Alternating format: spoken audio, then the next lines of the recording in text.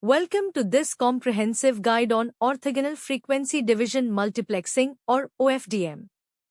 In this video, we will explore the intricacies of OFDM, a cornerstone technology in modern wireless communication. OFDM, or orthogonal frequency division multiplexing, is a multicarrier modulation technique widely used in wireless communication systems. It's the backbone of technologies like Wi-Fi LTE and the latest fifth-generation networks. OFDM cleverly divides the available bandwidth into multiple narrowband subcarriers, ensuring that these subcarriers are orthogonal to each other, which is key to its efficiency. Let's delve into the architecture of an OFDM transmitter. This diagram provides a visual representation of the various stages involved in preparing data for transmission using OFDM. Each block plays a crucial role in ensuring efficient and reliable communication. The first step in the OFDM transmitter is serial to parallel conversion. This process takes the incoming serial data stream, which is a single stream of bits, and converts it into multiple parallel data streams. This conversion is essential to prepare the data for transmission across multiple subcarriers simultaneously. Next, each of these parallel data streams undergoes modulation. Modulation is the process of encoding the data onto a carrier signal. Common modulation techniques used in OFDM include quadrature amplitude modulation, or QAM, and quadrature phase shift keying, or QPSK. The choice of modulation scheme depends on the desired data rate and channel conditions. Following modulation, the inverse fast Fourier transform, or IFFT, comes into play.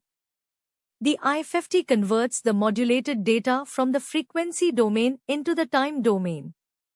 This transformation is crucial because it ensures that the subcarriers remain orthogonal to each other, preventing interference between them. To mitigate the effects of multipath propagation, a cyclic prefix is added to each OFDM symbol. The cyclic prefix is simply a copy of the last part of the OFDM symbol, which is appended to the beginning. This technique helps to prevent intersymbol interference, or ISI, which can occur when signals arrive at the receiver at different times due to multiple paths. After adding the cyclic prefix, the parallel data streams are converted back into a single serial stream.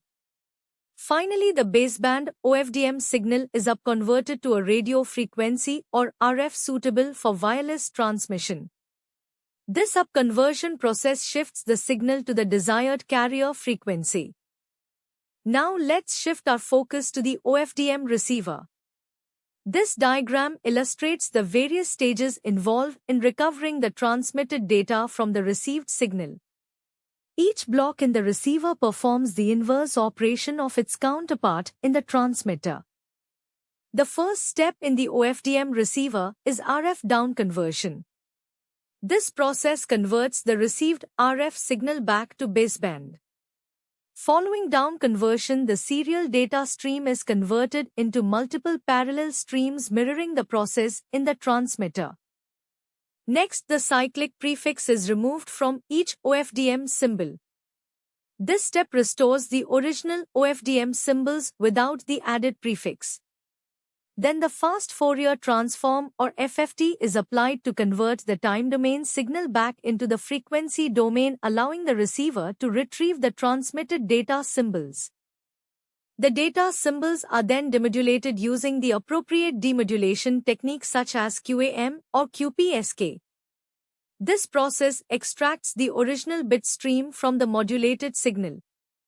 Finally, the parallel data streams are converted back into a single serial bit stream, which represents the recovered data. OFDM offers several key advantages. It provides high spectral efficiency, making efficient use of the available bandwidth. It's also resistant to multipath interference thanks to the cyclic prefix. The use of FFT and IFFT algorithms makes it relatively low in complexity, and it supports flexible modulation schemes adapting to varying channel conditions.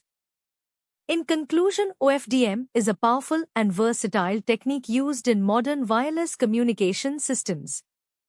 By dividing data into multiple orthogonal subcarriers, it improves data transmission reliability and efficiency. The transmitter and receiver processes ensure efficient modulation, transmission, and demodulation while minimizing interference. Thank you for watching.